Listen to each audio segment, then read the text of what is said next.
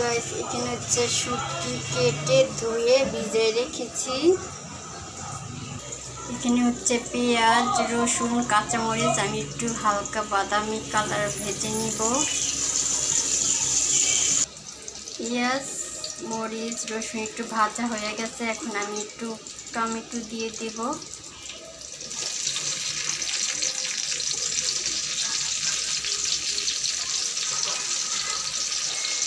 এক চামচ শুকনা মরিচের গুঁড়া,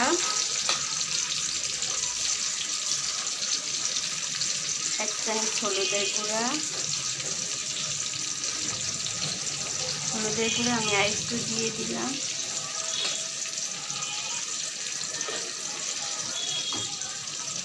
এক চামচ লবণ,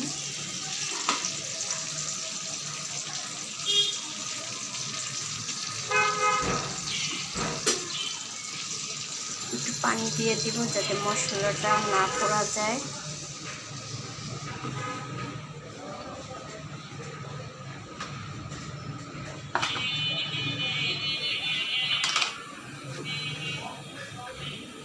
এই জায়গায় হচ্ছে আদা বাটা, এটা হচ্ছে জিরা বাটা, আর এটা হচ্ছে রসুন বাটা।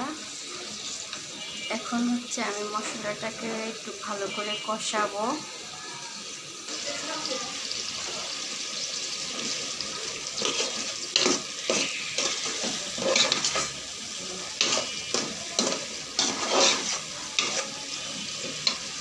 মশলাটাকে ভালো করে কষাই নিব যাতে আদা, রসুন, জিরা এগুলোর গন্ধ না আসে।